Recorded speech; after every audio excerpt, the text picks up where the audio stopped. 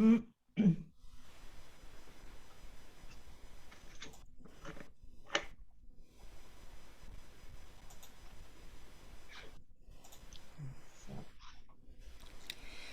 to session 23 of Living is Dying. My name is Tsering. I'll be your host today, together with my Living is Dying team member, Kirsten. Ross and Ben are our tech support today. And we begin by acknowledging the traditional owners of country throughout Australia and other lands and recognise their connection to land, waters and culture. We pay our respects to their elders past, present and emerging. Today we are continuing with Chapter 9 of Living is Dying, What to Say to a Dying Person, and I'll commence with reading from the book.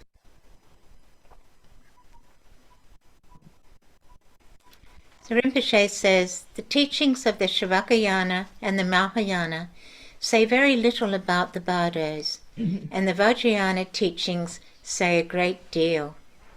While all Buddhists encourage everyone to prepare for death while they are still alive, it's the Vajrayana that points to the moment of death as a unique juncture in a human being's life.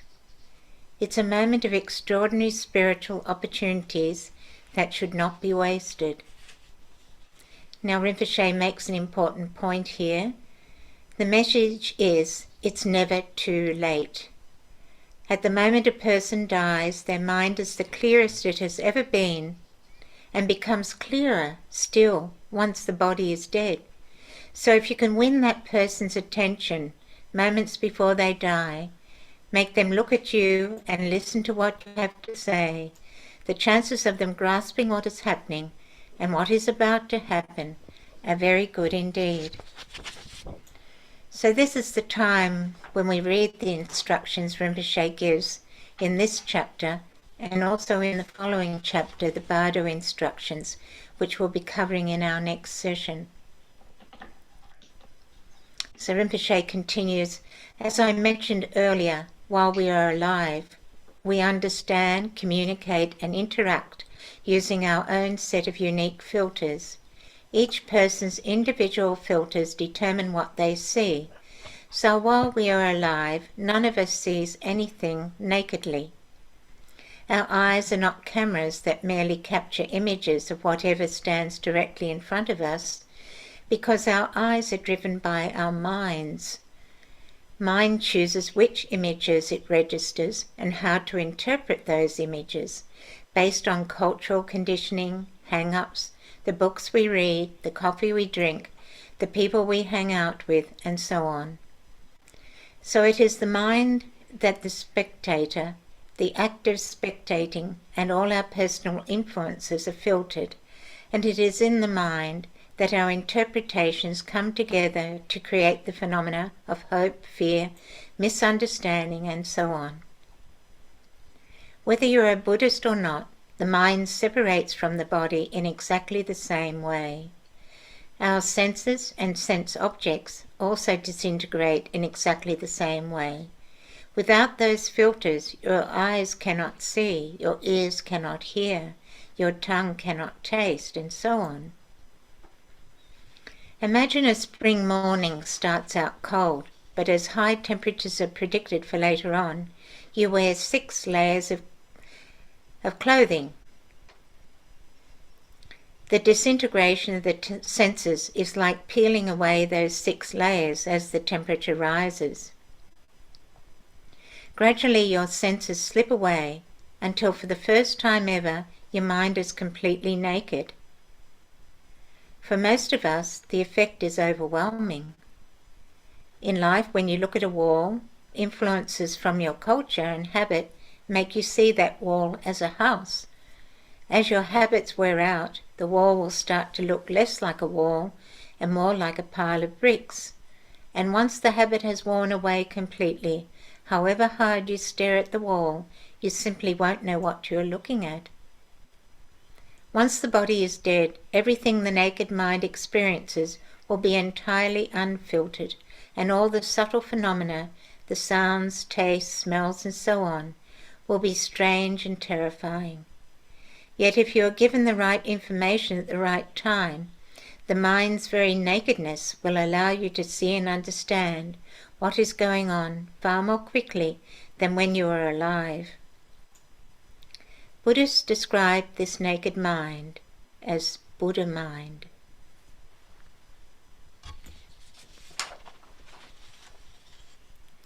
The power of Buddha. Don't worry about whether or not the dead person knows anything about the Buddha or Buddhism. Since their perceptions are no longer filtered, Bardo beings are 100 times more aware than when they were alive. And it is precisely because the dead are more aware that it is so important for the living to encourage them to take refuge and introduce them to the Bardo teachings. The idea of Buddha is extremely profound. When you tell a Bardo being about Buddha, you are introducing them to the idea that the Buddha is the nature of their mind. In many ways, it is perfect timing because Bardo beings are perhaps closer to the nature of mind than any other sentient being.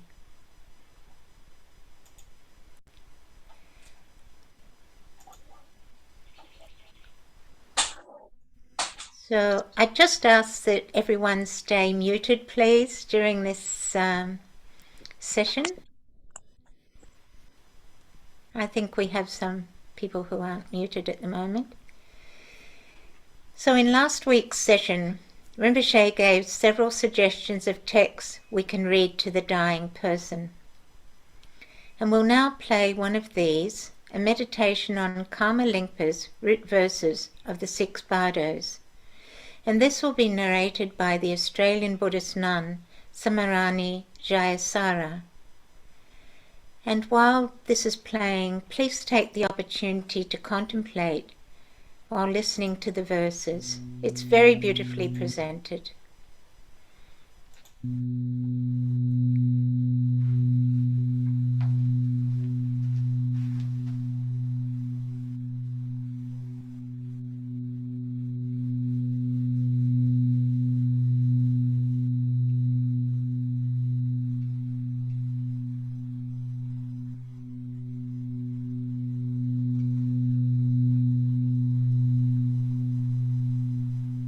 The root verses on the 6 Bardos.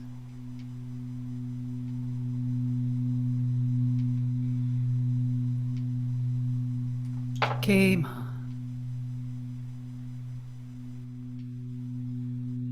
Now when the bardo of this life is dawning upon me, I will abandon laziness for which life has no time. Enter undistracted the path of study, reflection and meditation.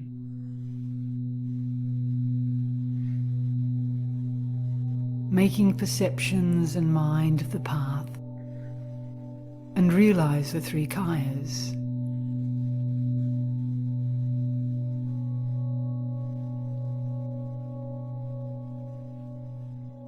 Now that for once I have attained a human body, this is not the time to remain in the ways of distraction.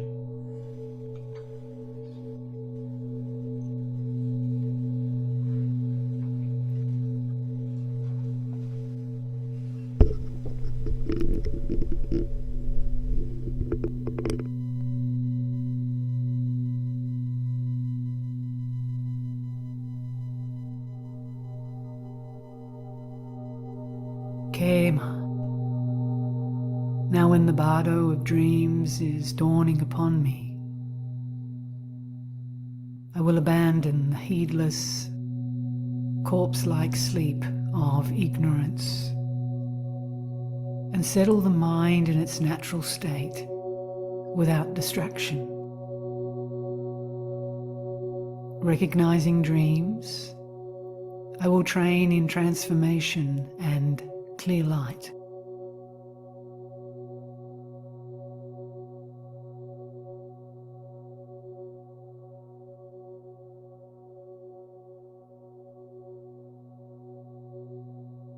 I must not simply slumber like an animal, but combine sleep with realization.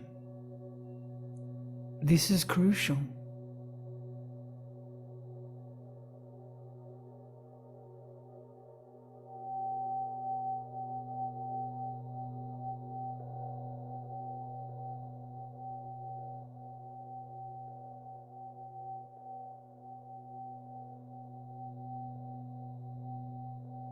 Khema. Now when the bardo of samadhi is dawning upon me, I will abandon all forms of distraction and delusion and rest in the infinite state that is free of distraction and grasping, gaining stability in the two stages, generation and perfection.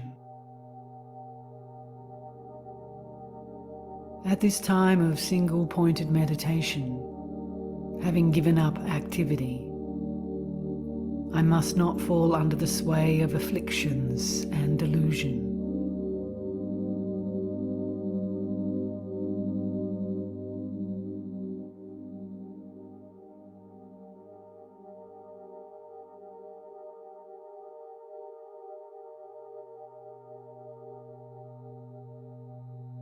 Khema. Now when the bardo of dying is dawning upon me, I will abandon all grasping, yearning, and attachment. Enter undistracted, a state in which the instructions are clear, and transfer my own awareness into the sphere of unborn space.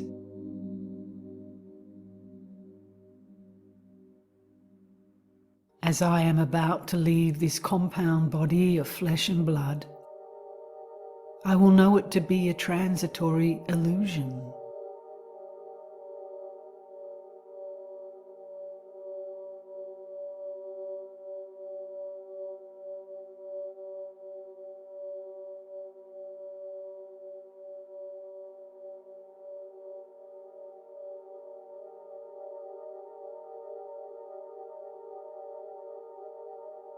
Khema. Now when the bardo of Dharmata is dawning upon me, I will abandon all fear and terror.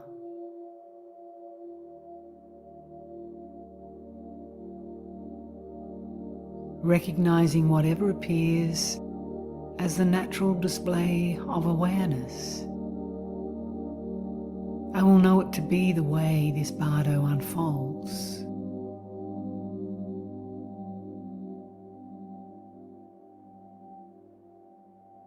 Now that I have reached this momentous, crucial point, I will not fear these natural manifestations, the peaceful and wrathful deities.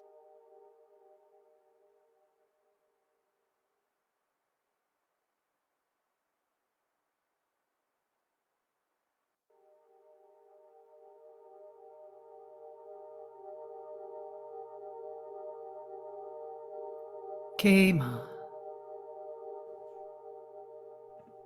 Now when the bardo of becoming is dawning upon me, I will concentrate my mind with single-pointed determination. Strive to prolong the results of good karma. Close the entrance to rebirth and try to keep from being reborn.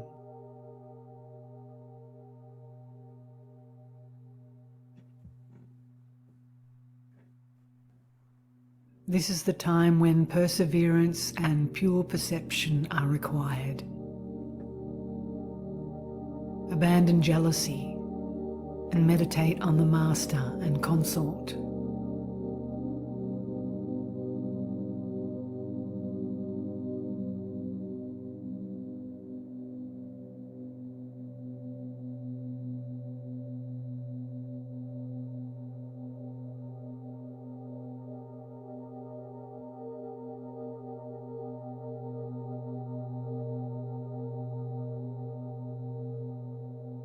With mind far off and no thought of impending death,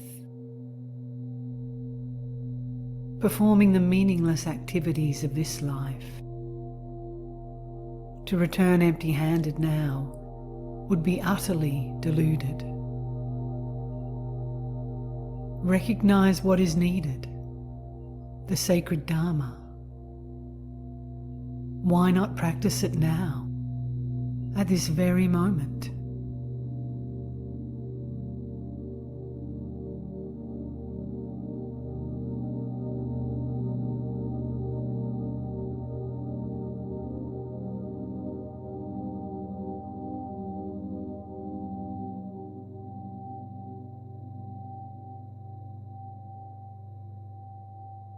The great accomplished gurus have said, if you do not keep in mind your master's instructions, are you not deceiving yourself?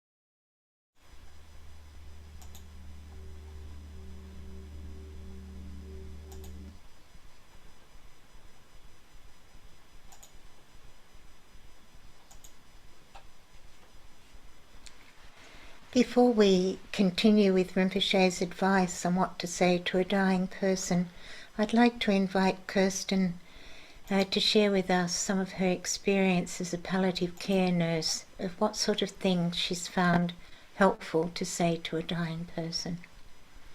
And thank you, Kirsten.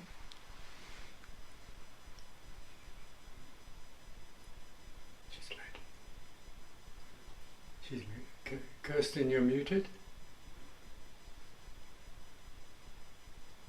Sorry. Thank you, Tsering. So first off, I just want to talk about how to approach the dying person's room and their space. And we at Chidamani, we are very aware of bringing in the right motivation into a person's home. And I know that when I go from people's homes, I have to be very aware of the vibe I'm bringing in. So if my first visit is quite light and I have a banter with the family and we talk about light things and and everything is sort of going okay, then I don't want to bring that vibe into the next person's visit. And what Chidamani Hospice Service and what we are encouraged to do is to recite Om Mani Padme Hum for maybe 5 minutes. That could be on our way to the person, just sitting in the car or just on the way to the person's home, or even when you're working in a hospital, or even when you're going to your loved one's place or into their room. Before reciting Om Mani Padme Hum really calms the mind and it helps you to center, and it brings in the right motivation to what you want to achieve by going in and by looking after someone who's dying. So then you have the motivation of compassion. You want the best for them. You want to be kind, and you are not kind of distracted by what's been happening before you walked in. Also, the Medicine Buddha mantra, we are also encouraged to recite. So these are just little tools that might help you to, before you are entering someone's space who is dying, just to set the right motivation. And then it will be easier for you to know what to say, and you kind of get a feeling about what the person needs as well. Because as we talked about before, everybody is so different, and everybody has different, very, very different history, different needs, different preferences. So it's good to just come into the right frame of mind. So even you as a family member could do that if you wanted to. And, you know, Zenith was talking about, yes, you can tell someone that it's okay to let go. But ideally, you would want to have that conversation with the dying person when they are still able to have a conversation, and when you're still able to discuss these topics that you want to talk about, so that when the dying person is actually at that final stage, you don't really have anything else to say, and everything has been said, and you can just allow a peaceful and calm space, and not, you know, having to catch up on things. And sometimes you might have to. Some people do, and some people do want to say something.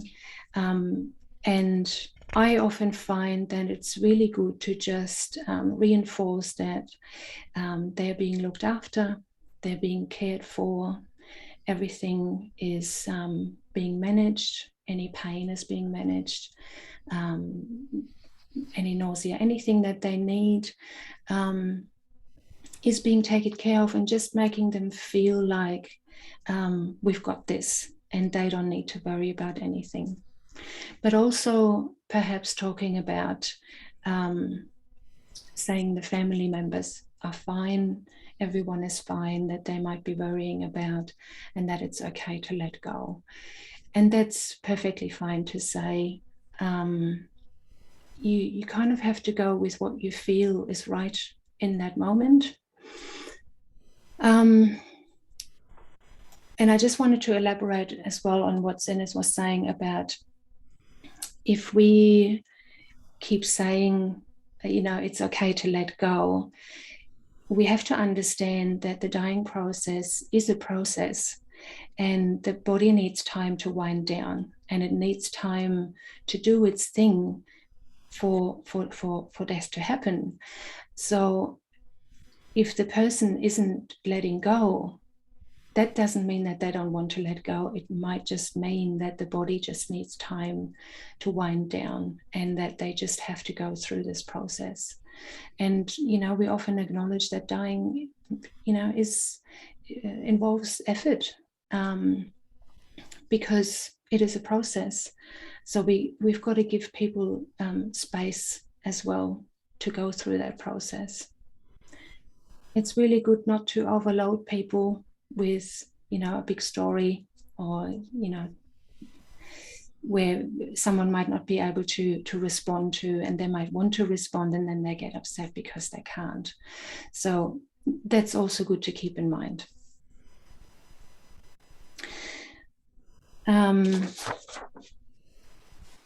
Then also when we do any hygiene, any cares in the bed, anything like that, it's always good to speak to the person and letting them know what you're doing, that you're not, you know, just doing anything that you know you want to do for them, and not letting them know, even though they might not be able to respond anymore. But yeah, I think letting them know that everything is okay, and that everything is taken care of, and that the family is okay. I think that's really the main points, and that it is okay to let go. But bringing in your own motivation of being of benefit to that person as well.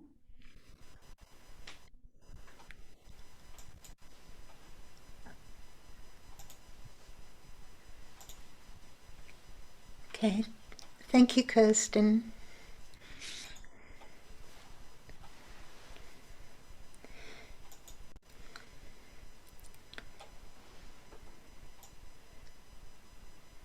So Rinpoche continues If the dying person is agnostic or atheist or even a complete stranger, and if they're not upset by you talking to them, it's good to say, and now Rinpoche gives some directions, and it might be good if you feel comfortable to join with me in reading this together, like a practice run. So if you feel comfortable, please read this together with me. You are now dying. Death comes to everyone. We all die. You are not the only person who has ever had to face death. None of us knows precisely when we will die. Today it is you who are dying, but anything could happen, and I could still die before you. Don't worry about your life. Don't worry about your friends and family. Don't worry about your work. Instead, seize the opportunity to be peaceful and present.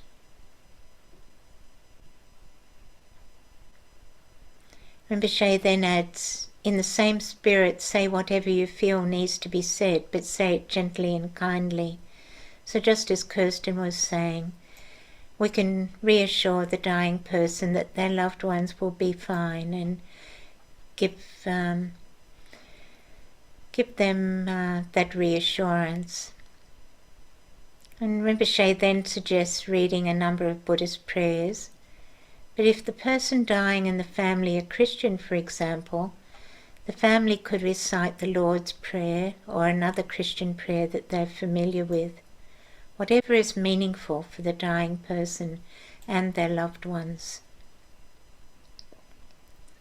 And once again, please feel free to read the following prayers with me. You may like to fold your hands in the prayer position.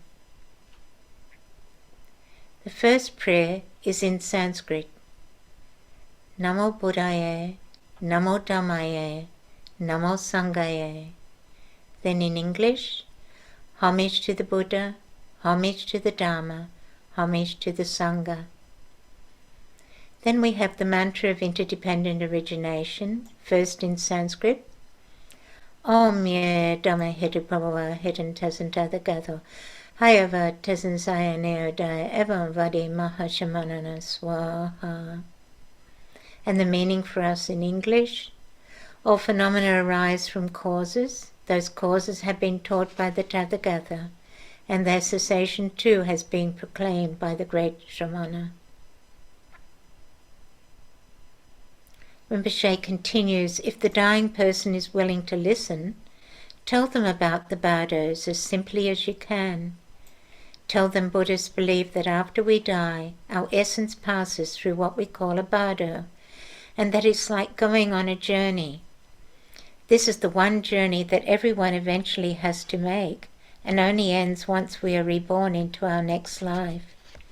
Tell them that although Buddhists prefer to prepare for the experiences they will encounter in the bardos, while they're still alive, it's never too late.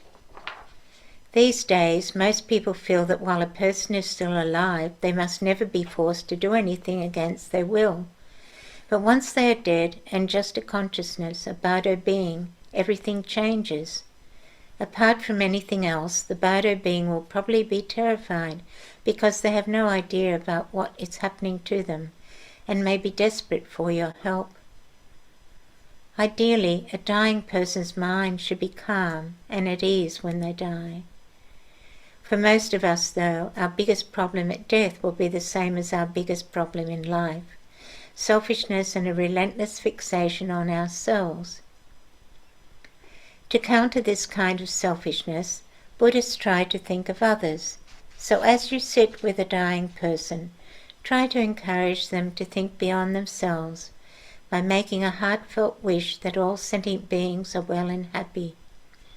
By doing so, they will face death feeling braver and more courageous. You could also read the following verse out loud as a reminder, or ask a member of the dying person's family or close friend to read it for them. So this next prayer is the very beautiful bodhicitta prayer of the 4 limitless thoughts, and we can recite this out loud together. May all sentient beings enjoy happiness and the causes of happiness, be free from suffering and the causes of suffering. May they never be separated from the great happiness devoid of suffering. May they dwell in the great equanimity that is free from attachment and aversion. Depending on the situation, you could try introducing the dying person to the power of aspiration and Tonglen practice. Tell them how they can help both themselves and others by aspiring at the moment of death to take on all the fear, pain, guilt and paranoia experienced by sentient beings. May the fear, pain, guilt and paranoia of all sentient beings come to me. Pema Chodron, one of the great Trungpa Rinpoche's most well-known students, explains how this practice works on page 195, and will be dedicating a future session of Living is Dying to the practice of Tonglen. Rinpoche then speaks about what to do at the moment of death. Be sure you tell the dying person what is happening to them, lovingly and compassionately. And perhaps once again we can all practice by reading this together. Now that your senses no longer function, your mind is independent, naked, clear, and present. Never before will you have experienced what you are experiencing right now. This is the Buddha. Or for those who aren't Buddhist, we could say, this is your true nature. Speak clearly, gently and confidently, but don't mince your words. Your intentions are good, so there is no need to worry about being too pushy. In fact, at this point, by all means be pushy. It will take less than a split second for the dead person's consciousness to experience their mind nakedly. And although that experience may only last for another split second, it's so important that they get it. This is why the best thing you can do is to keep repeating these instructions again and again. A dead person cannot nod or say thank you, and they certainly cannot give you a reward. So you'll never know if you have been heard or if what you say helps. This makes guiding someone through the process of dying and death an act of utterly selfless giving. And as you have nothing to gain from helping in this way, it may be the one time in this life that your actions are entirely altruistic. If you cannot guide someone because, for example, members of their family are present at their bedside and easily upset by anything spiritual, always remember that you can tell the dying person all this information once they are dead. And who knows, after death may be the perfect time for them to take refuge. Even if it isn't, nothing you can say can hurt them in any way. However prejudiced or anti-religion the dying or the dead person may be, it is your practice of compassion and bodhicitta that really matters. Don't underestimate its effect. If you tell someone who is clinically dead and already in the bardos that they should take refuge, I'm certain they will do as they are told. They may be so terrified that they are willing to try anything. Resting in the nature of your mind is the supreme practice for the moment of death. If you have received the relevant instructions and are a practitioner of the nature of mind, this is all you need to do. And Rinpoche mentioned in the Bardo teachings he gave recently that resting in the nature is also important for the companion who is assisting the dying person.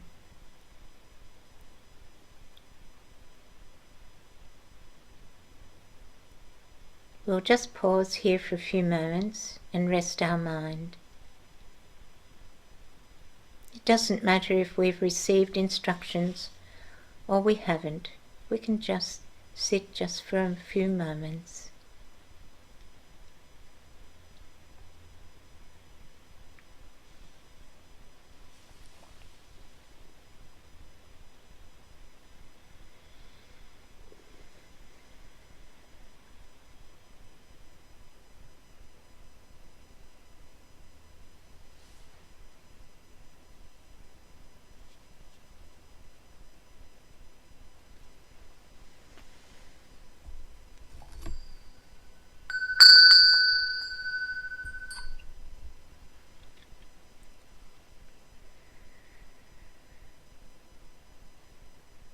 Rinpoche continues to give instructions on what to do immediately after the moment of death.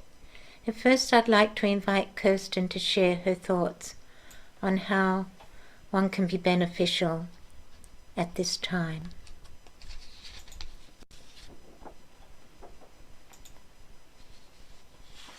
Thank you, Tsering. I'd like to share an article of a lady called Sarah Kerr, and she's a ritual healing practitioner and a death doula. And when I read this article, I thought this is really kind of, saying everything that we would try and encourage people to do immediately after the moment of death.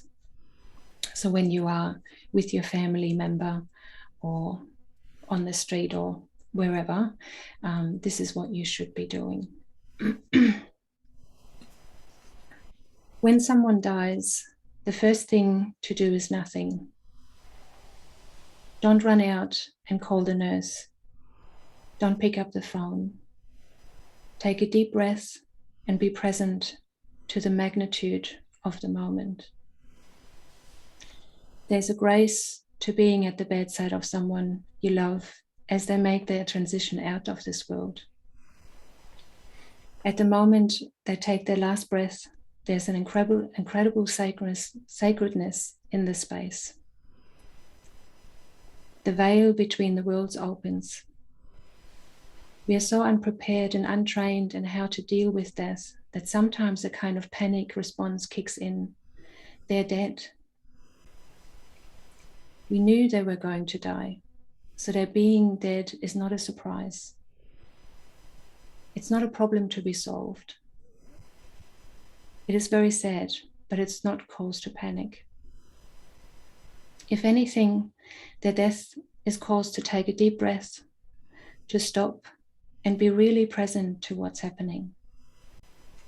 If you're at home, maybe put on the kettle and make a cup of tea.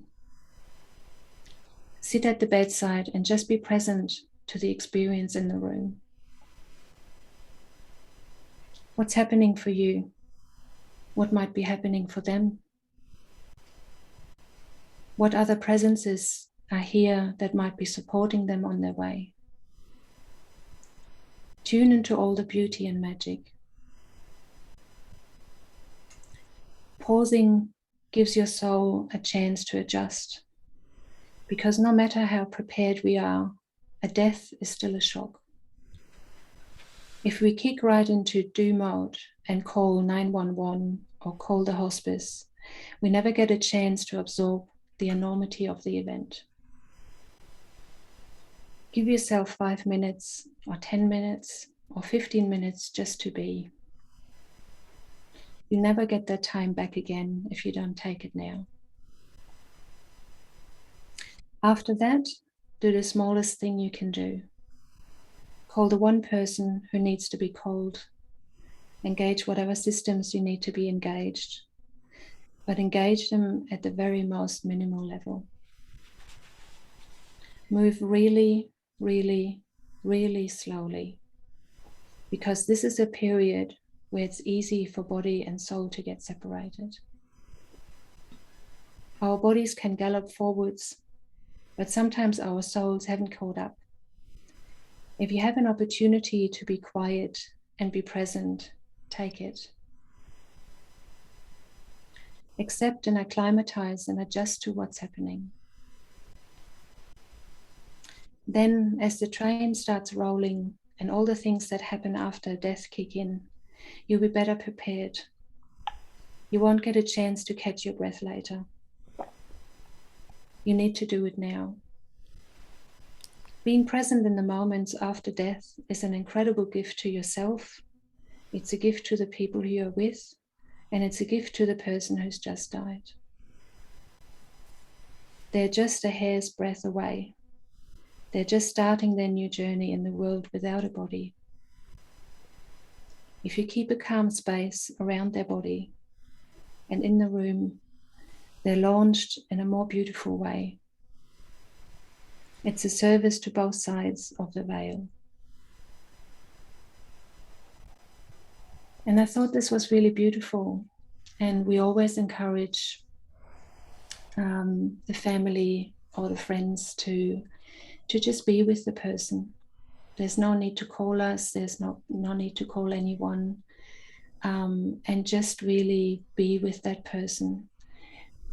Because you might notice that that person has actually, their body has gone through this whole process, and it's almost like they've had this big effort to come to this point. And then when it actually happens, it's almost like a relief for the family members, but also for the person who has finally passed away. And it's a very special moment to be in. It's very profound. And it's good to just be in that moment and really connect with that as much as you can. Make sure that not too many people are in the room. Just sit around, maybe have a cup of tea, and maybe a very quiet conversation if you must, but just try and be in that presence. And it doesn't have to be for very long, however long you can. Often I find that this is a time for everybody to take a breath, because it's a long journey sometimes, and when that happens, you all just want to feel relief, and you want to feel at peace with what's happened, and also feeling like, you know, you have achieved this, you have been with them for all of this time, and finally it happened. And although it is sad, it's also this kind of feeling of peace and I wouldn't say contentment, but almost feeling like, you know, we have done it, and it's been going as best as it could be. Yes, and I thought it's just a really nice way of approaching that.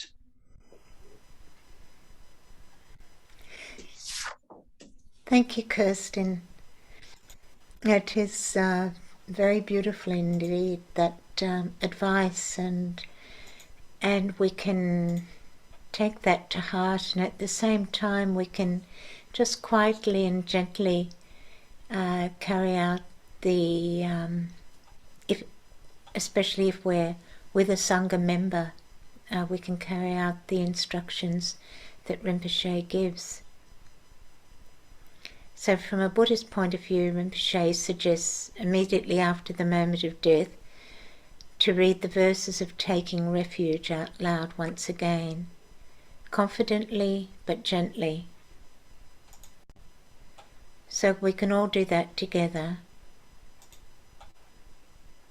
This first prayer is known in Sanskrit as Triratna Vadana, and in English as In Praise of the Three Jewels. Namo Buddhaya, Gurube, Namo Dhammaye, Tayane, Namo Sanghaye, Mahahate, Tribhuti, Satatam, Nama. Homage to the Buddha, the teacher. Homage to the Dharma, the protector. Homage to the great Sangha. To all three I continually offer homage. So Rinpoche continues to give examples of a number of different chants, but the person you're with you may know their Buddhist practice, and you may know the refuge of that practice. And if in that case the person is familiar with a particular refuge chant, then it would be really good to do that chant and just chant whatever the person is familiar with. You might want to talk about it with the person before they pass, what prayers they would like to have said.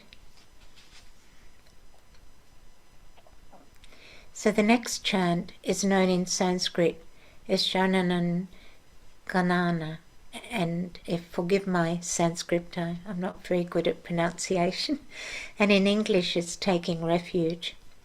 And any of our Sangha friends who've been to Bodh Gaya will recognize the chanting of this Sanskrit verse as what is played over the loudspeakers at the Stupa of Enlightenment in Bodh Gaya.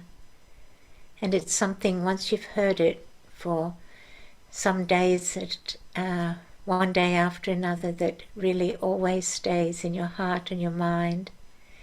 And for the dying person, the connection with what we call the Vajra seat, the place of enlightenment of all the Buddhas, is quite auspicious. So if the person is familiar with this chant, I think they would really appreciate this. And we'll just rest our mind while listening to this chant for a while.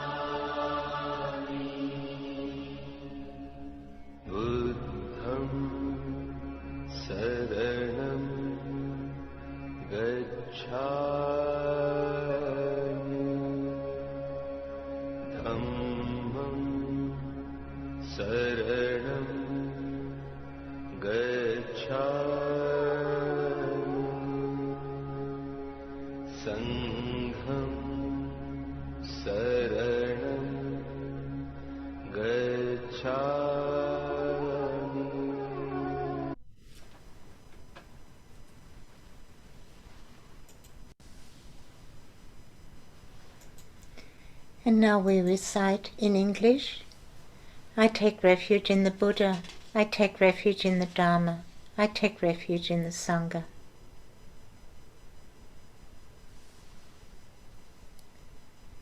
And we'll continue to recite together the next prayer. In the Buddha, the Dharma, and the Supreme Assembly, I take refuge until I attain enlightenment. Through the merit of practicing generosity and so on, may I attain Buddhahood for the benefit of all beings. And the next verse is from Shantideva's The Way of the Bodhisattva. Until the essence of enlightenment is reached, I go for refuge to the Buddhas. Also I take refuge in the Dharma, and in all the hosts of Bodhisattvas. And Rinpoche continues to say, always address the dying or dead person by name. As Kirsten was saying, it's always good to keep speaking to the person because their consciousness will not be very far away at this stage. So once again we can practice reading these instructions together. O son or daughter of noble family, you are now dead. Even if you are not religious, the best thing you can do now is to take refuge. Listen to what I am about to say, then repeat after me. I take refuge in the Buddha, Dharma, and Sangha. And here we can repeat this line 3 or more times.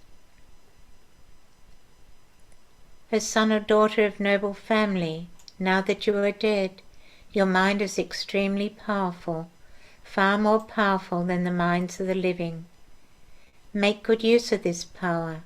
Use it to help others.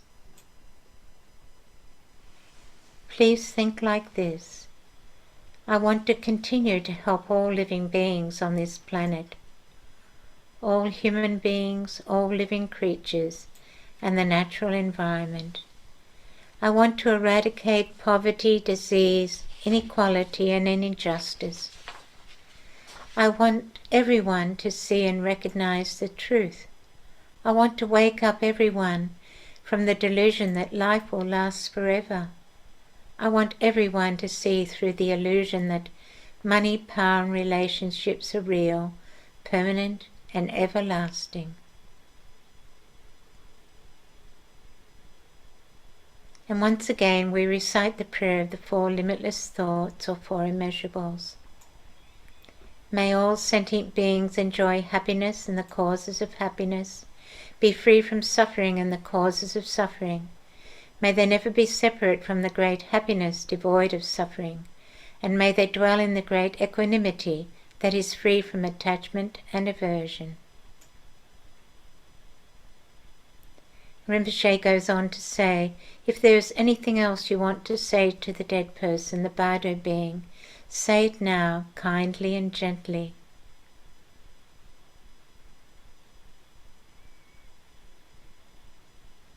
Here we can remind the deceased person not to have any regrets and to rejoice in all the good things they've done in their life.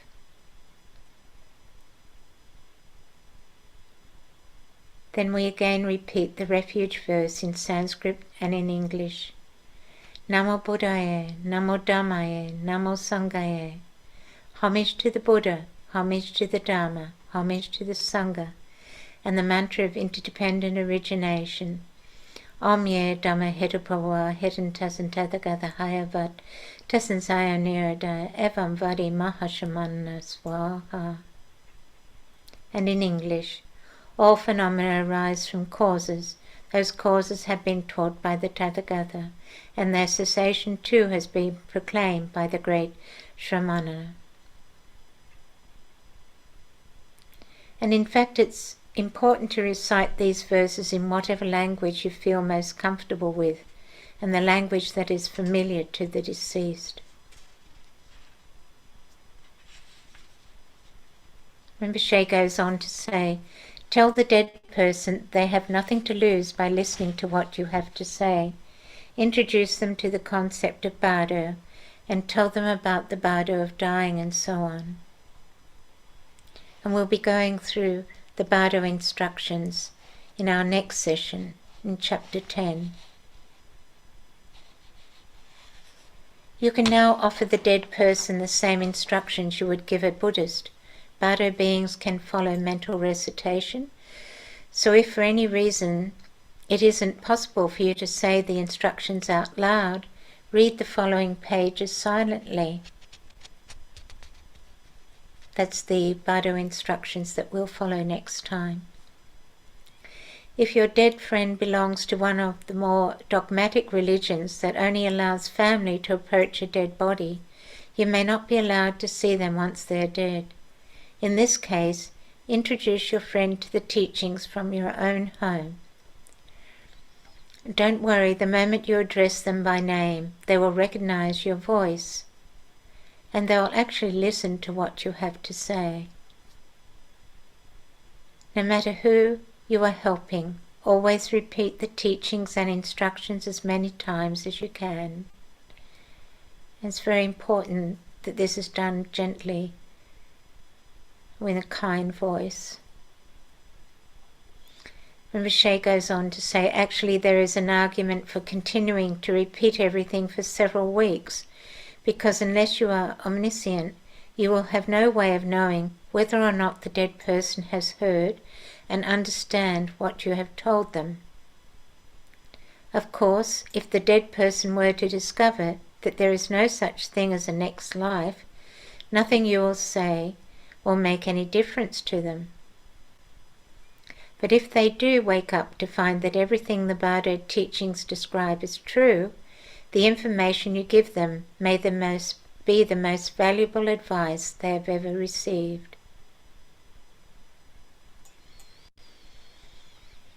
So now we've come to the end of the chapter. And if there's any questions, please unmute or write your questions in the chat box. And if there are any questions, Ben, could you please read them?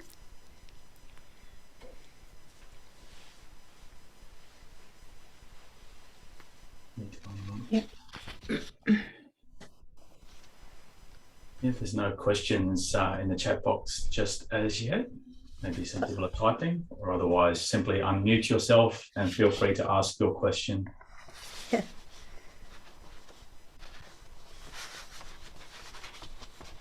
I'd like to ask a question. I'd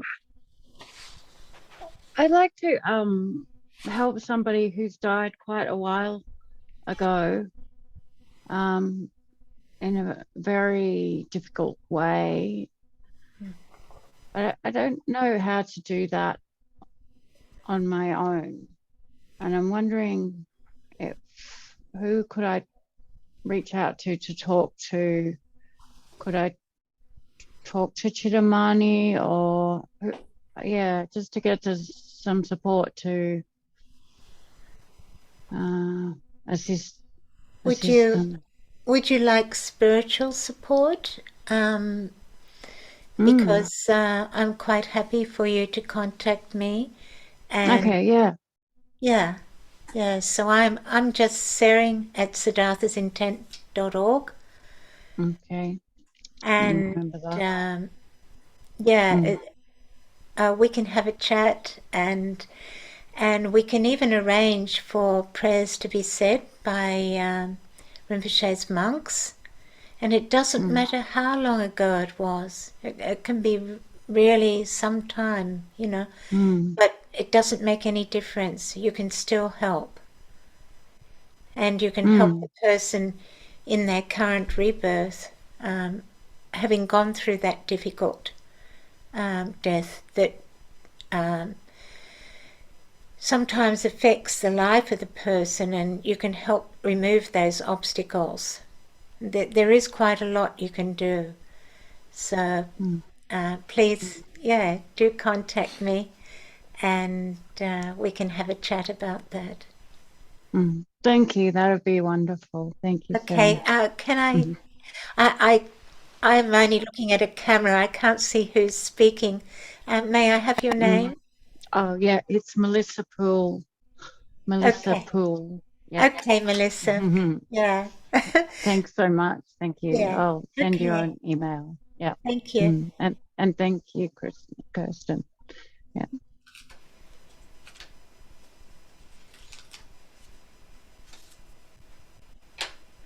So there's a few thank yous from everyone. Beautiful as always, Tsering and Ross, and everyone who made this happen, from Winnie. Asking for a link to the Bardo meditation. So that link will be in the resources, and Lizzie's also put it in the chat for anyone who's looking for it. Oh, thank you.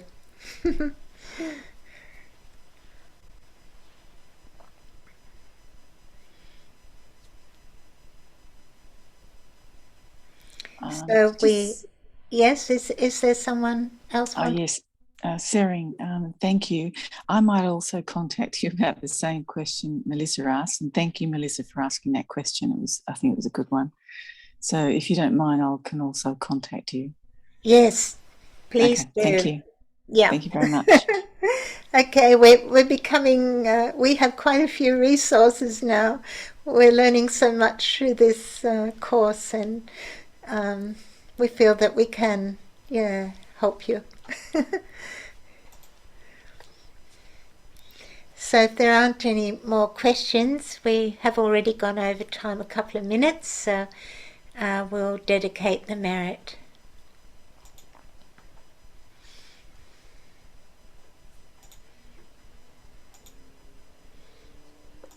Just wait for that to come up on the screen.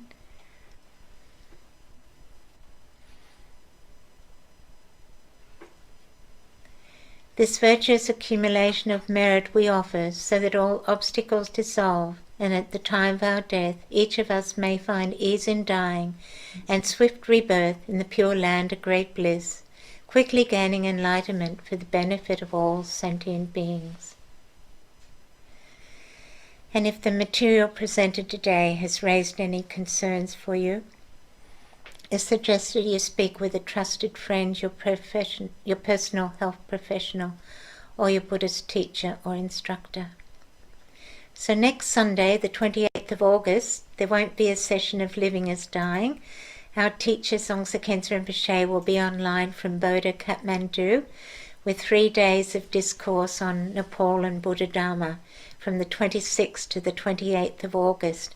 So that's something really great to look forward to. And our next session of Living as Dying will be Chapter 10, the Bardo Instructions, at the usual time on Sunday the 4th of September. So in the meantime, I wish you all well, and look forward to seeing you again on the 4th of September. Thank you. Thank you and good night.